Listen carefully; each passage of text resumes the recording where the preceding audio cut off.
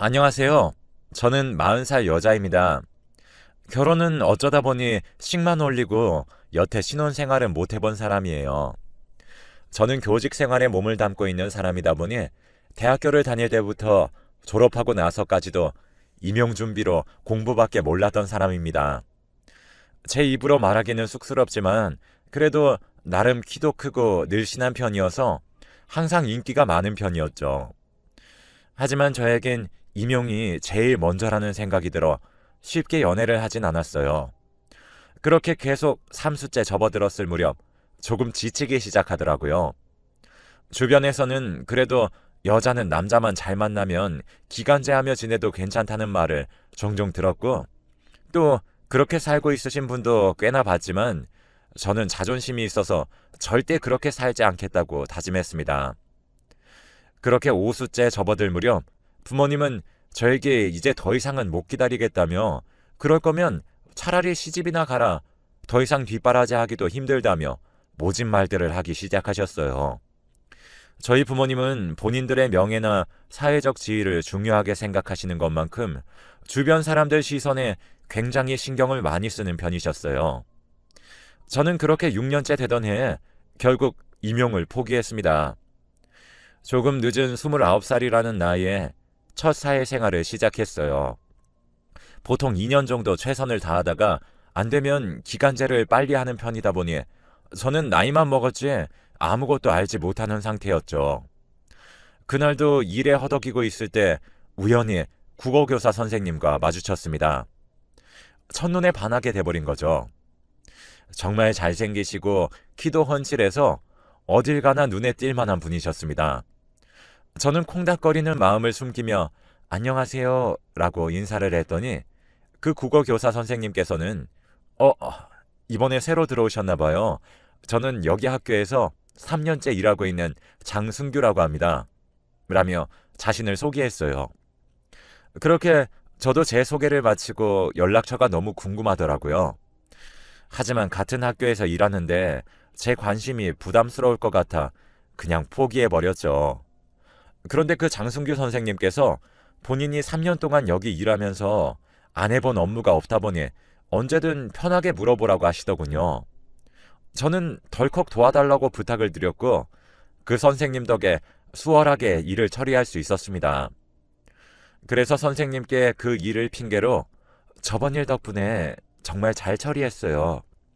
이번에는 안 혼나고 잘 넘어갔답니다. 고마워요. 나중에 시간 되면 커피 한 잔 쏠게요. 라며 장난식으로 흘렸는데 승교 선생님은 활짝 웃으면서 저야 너무 좋죠. 오늘 어떠세요? 너무 얻어먹으려는 것 같아 속보이려나요? 라고 이야기하시더라고요. 그렇게 저희는 그날부터 부쩍 자주 만나게 되었고 알게 된 지 6개월 정도 됐을 무렵 승교 선생님의 고백으로 사귀게 되었습니다. 정말 꿈만 같았어요. 일도 잘하고 성격도 좋고 잘생기고 집안도 들어보니 잘 사는 것 같던데 이런 근사한 사람과 만난다는 것이 너무 행복했죠. 그러다 우연히 저를 데려다 주다 집 앞에서 저희 부모님과 마주치게 되었습니다. 저희 부모님은 저에게 뭐냐고 눈짓을 보냈고 사실대로 이야기를 했어요. 저희 부모님은 그동안 교사 부부가 최고라고 노래를 부르시던 분들이어서 같은 학교에서 일한다는 이야기를 듣자마자 우리 사위 하시며 좋아라 하셨습니다. 그렇게 저희 부모님과 몇 번 밥도 먹고 그랬죠. 그러던 어느 날 부모님께서 막둥이가 이번에 고3인데 국어 성적이 영 안 좋다며 상의를 하셨어요. 승규 씨는 제가 한번 가르쳐 보겠습니다. 했고 제 막둥이 남동생은 승규 씨 덕에 수능도 잘 치러 원하던 명문대를 가게 되었죠. 그 덕에 저희 부모님은 복덩이가 들어왔다며 이럴 게 아니라 우리 진아도 이제 30인데 둘이 결혼을 하는 게 좋지 않겠냐고 계속 권하셨죠. 안 그래도 저희끼리 결혼 이야기가 오가던 참이어서 그러겠다고 했습니다. 그렇게 상견례를 앞두고 있을 즈음부터 남자친구는 저에게 혹시 내가 갑자기 직업을 잃게 되거나 이러면 어떨 것 같아? 라고 물어보더라고요.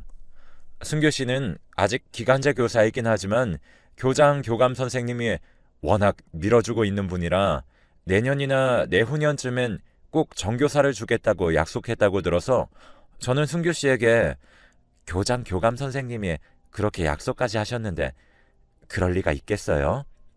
만약에 그렇다면 다른 학교로 옮기면 되죠. 라며 다독였습니다.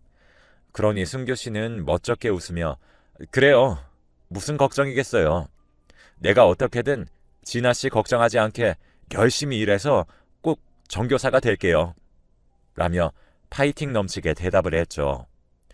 그렇게 상견례가 지나고 양가 부모님들 모두 이렇게 순탄해도 되나 싶을 정도로 사이도 좋으셨고 정말 단 한 번도 안 싸우며 결혼식 날이 코앞으로 다가왔어요. 그렇게 결혼식 날이 점점 가까워질수록 승규 씨 얼굴은 점점 어두워졌습니다. 걱정된 저는 왜 그래요, 승규 씨? 무슨 일이 있다면 저에게 말해줬으면 좋겠어요. 요즘 학교에 무슨 일 있는 거예요? 라고 물었어요. 저는 그 당시 1년 계약직이어서 그 학교는 더 이상 다니고 있지 않았기 때문에 그 뒤에 승규 씨에게 무슨 일이 일어나고 있는지 알 수가 없었죠. 승규 씨는 힘없이 웃으며 나에게 무슨 일이 있겠어요. 그냥 메리지 블루 그런 건가 봐요. 괜히 걱정들이 많아지네요. 라며 이야기를 힘없이 끝마쳤습니다. 그러면서 한숨을 한번 크게 몰아쉬더니 혹시 진아 씨, 우리 결혼 딱 1년만 미루는 건 안 되겠죠? 이제 일주일도 안 남았는데 안 되겠죠? 라며 땅을 보며 묻더군요. 저는 그 말을 듣고 승규 씨에게 저희 부모님 얘기해서 아시잖아요. 저도 그렇게 말만 해버리면 너무 곤란하고 당황스러워요. 요즘 학교 일이 많이 힘들어서 그래요? 라고 물으니 승규 씨는 한 번 더 고민을 하고 나서 한참 후에 만약에 내가 정교사가 안 되면 진아 씨 부모님이 어떤 반응이실까요? 하며 초점 없는 눈으로 저를 바라보았습니다. 저는 순간 정교사에게 미끄러진 건가 생각이 들었어요. 승규 씨, 정말 무슨 일 있는 거 맞죠? 저희 부모님은 아무래도 승규 씨가 안정적인 직장이 있다고 생각하고 계셔서 특히 교사 부부를 원했기 때문에 만약 안 된다면 무슨 수를 써서라도 꼭 되는 게 저희가 편하게 지낼 수 있을 거예요. 혹시 잘 안 되고 있는 건가요? 라고 물으니 승규 씨는 아니요, 그냥 갑자기 너무 부담감이 느껴져서 그랬던 것 같아요. 결혼 전에 좋은 얘기만 해야 하는데 이런 얘기 꺼내서 미안해요. 라며 다시 활기를 띤 눈으로 저의 손을 잡아주었습니다. 그렇게 결혼식 당일이 되었어요. 어제만 해도 잘 자고 내일 보자며 사랑을 속삭이며 인사를 해준 신랑은 갑자기 증발해버렸어요. 결혼식 당일에 나타나지 않았거든요. 당연히 저희 부모님은 노발대발 난리가 나셨고 하객들은 수근수근거리기 시작했죠. 곧 나타날 거라 믿었던 승규 씨는 끝끝내 나타나지 않았습니다. 양가의 부모님들끼리의 사이는 원만했지만 저희 부모님이 명예훼손을 언급하며 화를 내는 것을 시작으로 서로 물어뜯으며 싸우고 다퉜어요. 저는 말릴 힘도 없었습니다. 그냥 머릿속이 백지장이 되었고 제 넘치던 생기와 에너지는 땅속으로 빨려 들어간 것만 같았죠. 시댁 쪽도 전혀 모르는 눈치 같았어요. 왜 본인의 아들이 그렇게 감쪽같이 사라져버렸는지 말이죠. 그렇게 저는 하루아침에 결혼식 당일에 바람을 맞은 여자가 되어 구설수에 오르내렸고 수치스러움에 몸서리를 치며 하루하루를 보냈어요. 그렇게 1년이 지났습니다. 하루는 거울을 들여다봤어요. 그곳엔 피폐해진 제 얼굴이 있더군요. 그때쯤 되어서야 이렇게 살면 안 되겠다는 생각이 들었습니다. 정신이 차려지더군요. 그러기 위해선 제가 살고 있던 이 지역을 떠나야만 했습니다. 아무도 모르는 곳으로 가고 싶었죠. 그래서 부모님께는 조금 더 쉬고 싶다고 제주도로 가서 1년 정도만 쉬고 오겠다고 했어요. 아무래도 커다란 상처를 입은 딸의 말이라 그런지 엄하셨던 부모님도 별말 없이 보내주더군요. 그래서 계속 피폐한 제가 거슬리셨던 건지 비행기가 떠나던 날 공항에 배웅을 나오셔서는 제 뒤통수에 대고 넌 언제까지 그렇게 한심하게 살 거니? 남자 교사들은 넘치고도 넘친다. 엄마가 잘 알아둘 테니 1년만 쉬고 와서 선 봐서 결혼해. 라며 쏘아붙였어요. 저는 대답도 하지 않고 비행기를 타러 갔습니다. 제주도에서 하루하루 정신도 마음도 몸도 회복시키는 데에만 전념했어요. 1년으로는 모자라서 1년 더 머물었네요. 그동안 카페 투어도 다니고 맛집도 여기저기 다녔죠. 그랬더니 제 나이가 33살이나 되어 있더군요. 일도 너무 오래 쉬어 아무데도 저를 써주지 않았습니다. 전 그래서 제주도에서 조그마한 상가를 얻어 음식점을 차렸어요. 그렇게 또 3년 정도 열심히 일하다 보니 제주도에서 당연히 들러야 하는 맛집이 되었고 핫플레이스가 되어 인스타에서도 페이스북에서도 크게 홍보가 된 성공 사례가 되어 있었죠. 이제는 꽤나 손님들이 많이 찾아 가게도 애월 쪽에 크게 차릴 수 있게 되었고 매출도 그 전보다 2~3배는 더 잘 벌게 되었어요. 그렇게 또 4년 정도 흘러 어느덧 40살이 되었습니다. 부모님께서는 3년 전까지는 결혼하라고 매일같이 전화해서 화를 내시더니 이제는 지쳤는지 남자 좀 만나라 이러고 마시더라고요. 그날도 어김없이 오픈 준비를 하고 있었습니다. 보통 오픈하자마자 찾는 손님들은 별로 없어서 여유롭게 오픈을 준비하고 있었죠. 그때 한 남자가 들어서더니 절 보고 그 자리에 우뚝 서서 절 한참이나 바라만 보고 있더라고요. 저도 인기척이 느껴져 고개를 돌려 인사를 하려던 찰나 주저앉아 버렸습니다. 바로 승규 씨였어요. 도망가려는 승규 씨를 붙잡아 있는 힘껏 주먹으로 어깨를 내려치며 울어버렸습니다. 승규 씨, 어떻게 나한테 어떻게 그럴 수가 있어요? 제가 어떻게 살아왔는지 아세요? 라며 그동안 다 잊고 훌훌 털어버렸다 생각했던 감정들이 쏟아져 나오기 시작했죠. 승규 씨도 절 보면서 그냥 없던 사람이라 생각하고 잘 살지. 왜 나 같은 사람 하나 못 잊고 아직도 이렇게 원망하고 살았어요. 하면서 눈물을 훔쳤습니다. 저는 그날 하루는 알바생에게 맡기고 제 집에 가서 이야기를 하자며 끌고 갔어요. 승규 씨는 몇 번이나 자기를 잊으라며 그냥 가버리려고 했지만 제가 워낙 완강했던 터라 집까지 끌려오게 되었죠. 저는 다시 힘겹게 입을 열었습니다. 승규 씨, 어떻게 그렇게 나한테 연락 한 번을 안 할 수가 있어요? 도대체 무슨 일이 있었던 거예요? 저한테 말이라도 했으면 좋았잖아요. 그냥 제가 싫어졌다고, 갑자기 결혼하기 싫어졌다고 그랬다면 양가 부모님도 저도 그런 꼴을 보지 않아도 되었을 텐데요? 라며 흐르는 눈물을 삼키며 꾸역꾸역 내뱉었어요. 승규 씨는 그런 절 보며 이제는 조금 말할 수 있을 것 같아요. 진아 씨가 왜 싫어요? 이렇게 예쁘고 착한 사람인데. 사실은 결혼을 약속하고 나서 교장 선생님께서 절 불렀어요. 사립학교였잖아요. 그 자리를 약속하려면 보통 학교 발전 기금이라는 걸 준다고 하더라고요. 저도 오랫동안 교사 생활을 해왔었기 때문에 당연히 그런 돈을 낸다는 건 알고 있었어요. 말을 잠깐 멈추고 승규 씨는 다시 말을 이어나갔습니다. 그런데 저는 5천만 원이면 될 거라고 생각했는데 교장 선생님은 5천 하며 비웃으시더군요. 요즘엔 1억부터 시작한다고. 안 그래도 국어 5년차 여자 선생님이 있으신데 그분은 선뜻 1억을 주겠다고 했는데 교장 선생님이 나를 워낙 아끼다 보니 먼저 알려주는 거라고 하시더라고요. 저는 그 이야기를 듣고는 입을 틀어 막았습니다. 승규 씨가 집을 구해야 했을 때 저희 부모님께서 넌지시 장서방, 우리 애는 넓은 집에서 살아서 30평대 아파트 정도는 해왔으면 좋겠어. 장서방은 정교사니까 대출도 잘 나올 거 아니야.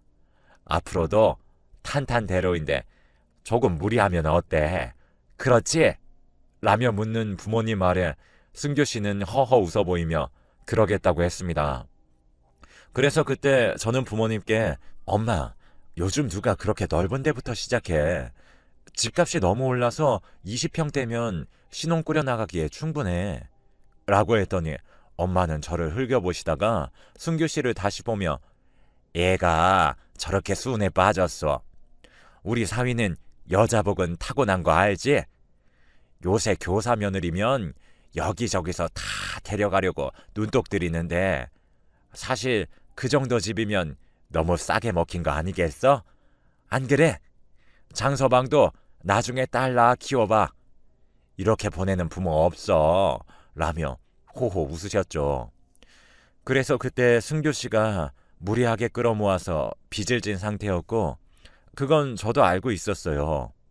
저는 승규 씨에게 그래서 어떻게 됐어요? 그때 집값 대출 받는다고 전부 다 끌어모았었잖아요.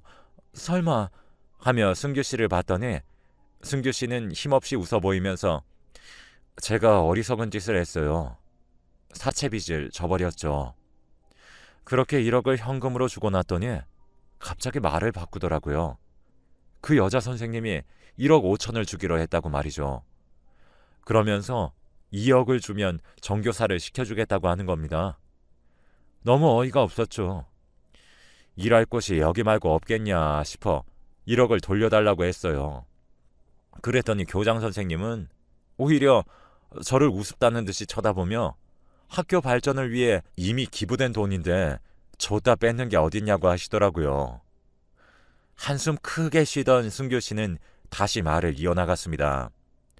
저는 교육청이든 어디든 찔러 넣겠다 했더니 커피를 홀짝 마시던 교장 선생님이 그 전보다 더 우습게 저를 쳐다보시면서 장 선생 정말 세상을 모르는구만. 현금 거래는 당연히 기록에도 남질 않지. 그리고 자네는 학교 발전 기금 명목으로 나에게 준 걸세. 그런데 갑자기 뇌물이라니. 자네가 조금 착각했나 보구만. 이만 나가보게 하며 저를 내쫓아 버리셨어요. 그러다가 저를 보며 또 힘없이 웃어 보이더니 그래서 갑자기 한순간에 빚더미에 나앉게 되었죠. 너무 큰일이라 이야기하기가 겁났어요. 당연히 진아 씨도 들으면 제가 싫어질 거라 생각했으니까요. 그래서 그러면 안 되는데 그냥 도망가 버렸어요. 그래도 전날까진 마음을 부여잡았죠.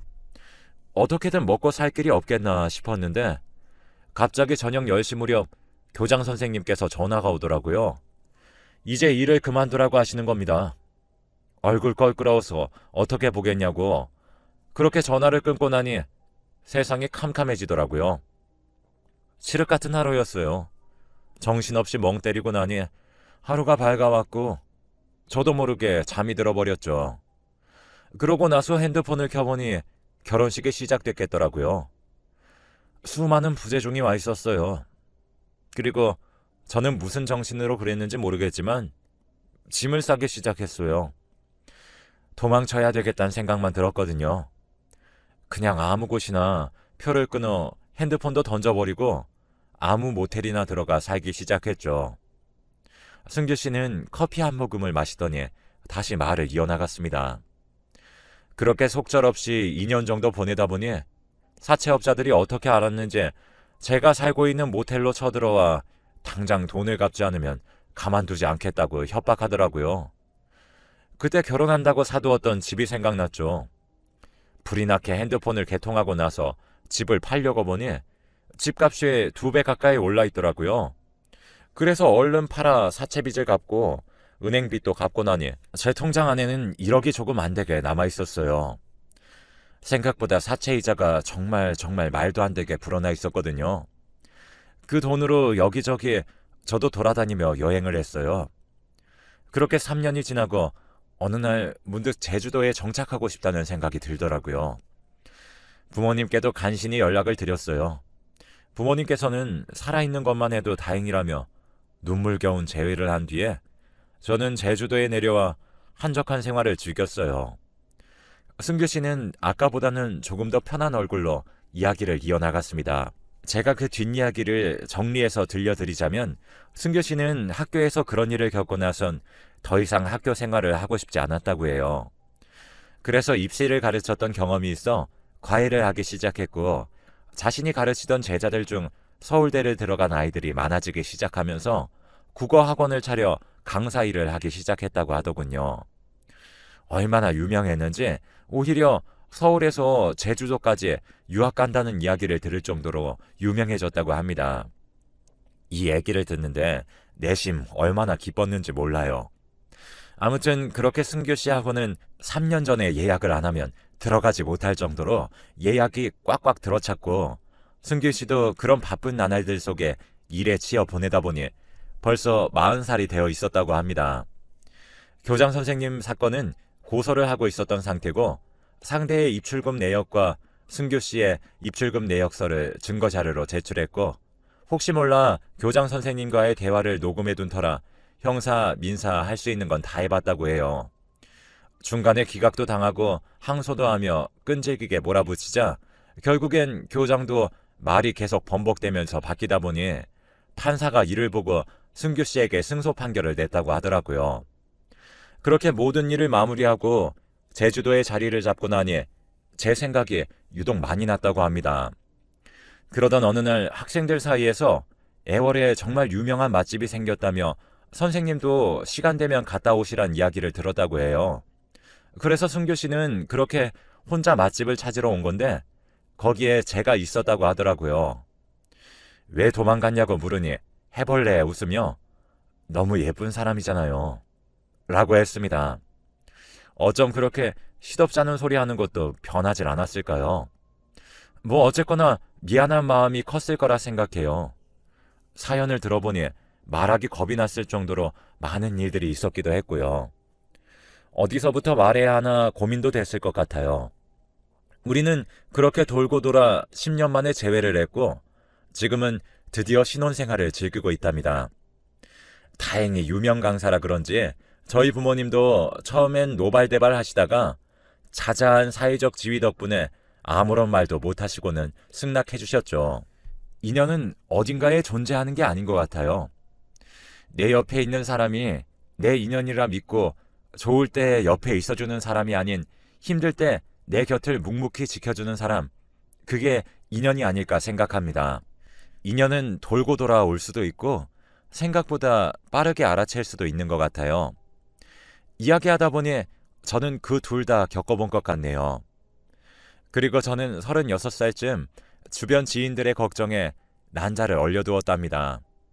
그래서 아이를 가질 준비도 하고 있어요. 너무 노산이라 걱정되지만 늦둥이를 낳는 분들도 많으시잖아요. 뭐 아무렴 어때요? 더 힘든 일도 겪어봤는데요. 아무튼 이렇게 사연을 보내려고 긴 글을 써내려 가다 보니 문득 남편이 빨리 보고 싶네요. 이 사연을 들으시는 분들도 곁에 있는 남편과 자녀들을 더 특별한 마음으로 봐주는 그런 하루가 되었으면 좋겠습니다. 여기서 제 사연은